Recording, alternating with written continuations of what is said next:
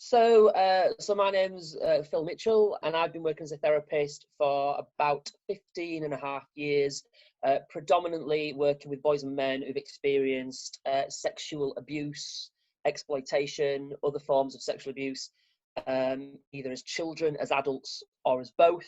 So one of the problems is perceptions around gender, and that is gender of victim, known or potential victim, and also perpetrator, known or potential perpetrator. I think sometimes what we have to do is consider two approaches. We have to consider how issues around gender may impact how boys engage, disclose, and so on. And we also perhaps have to recognise how issues around gender have an impact on how some men and some women perpetrate abuse.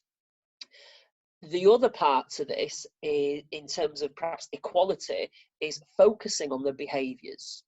So, for example, I worked with a boy a few years ago, and he was turning up to school with a new phone, new gifts, bling, chains, items, that sort of thing. He was going missing. When he was found at a woman's house. There was a risk assessment completed, and lots of professionals got together because there was lots of other things going on in this boy's life, and people had basically no concerns. When we discussed this further, myself and some other professionals said, hang on a minute, this boy is regularly going missing. He's found at this woman's house. The woman is not telling his mum, she knew his mum, the woman is not telling his mum where she is all of the time. This woman is cooking his tea and buying him gifts. The boy is spending a lot of his time with this woman. And at school, teachers have noticed that he is coming with new gifts that she's saying this woman bought for him. And people were saying, well, yeah, but the boy and the mum are not getting on. This woman is a protective factor, and so on and so on. So the question I asked was, and others asked, was this: would you think that if the woman was a man and the boy was a girl? Silence fell. The metaphorical tumbleweed rolled past, as I often say. And everyone kind of looked at each other in silence for a while. And we were all kind of summarising by saying, maybe what we need to do is assess the risk based on the behaviours rather than using gender to interpret what the behaviours mean. And if we are saying that when a man is buying a girl gifts, having her at his house, cooking for her, spend a lot of time with her, and so on, if we're saying that concerns us, but when a woman does that with a boy, it doesn't concern us, what are we saying here?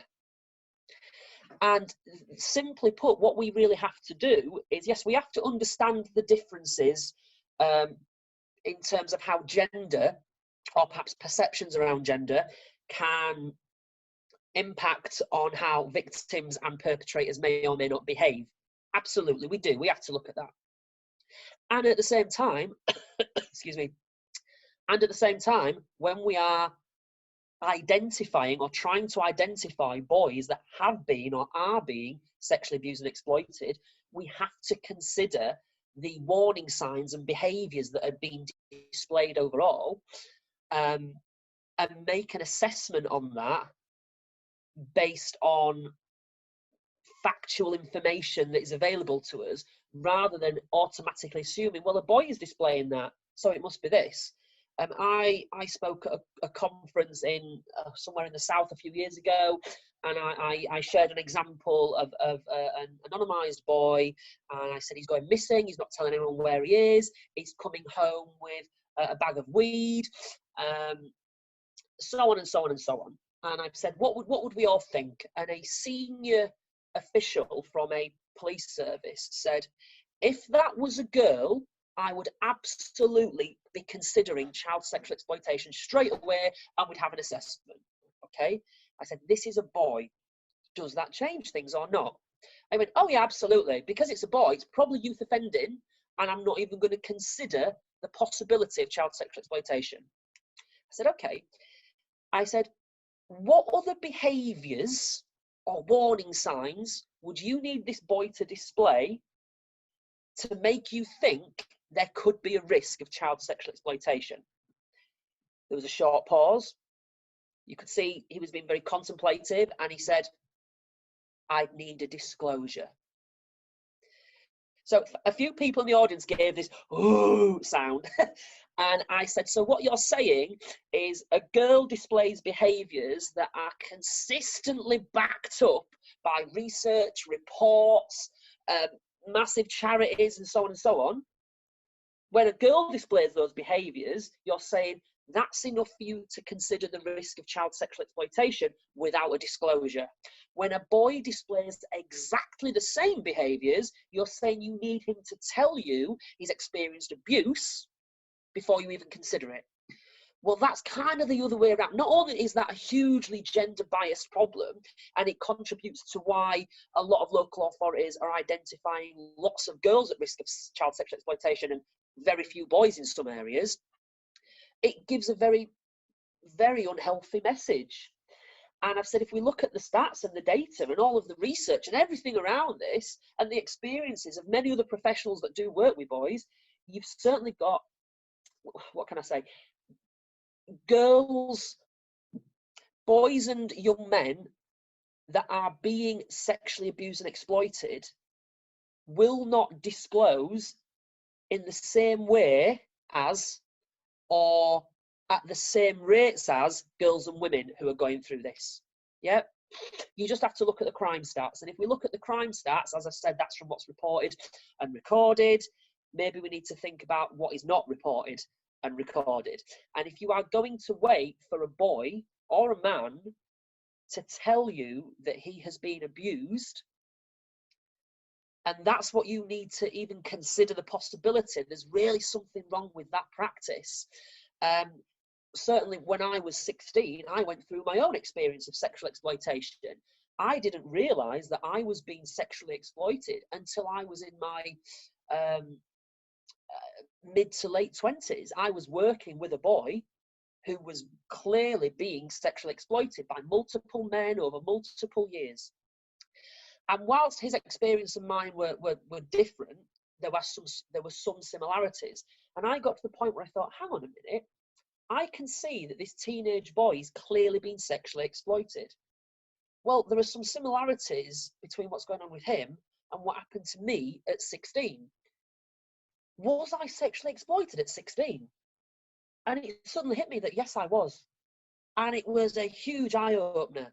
And if someone would have said to me at 16, you are being sexually exploited, you are being sexually abused, I'd have been absolutely offended.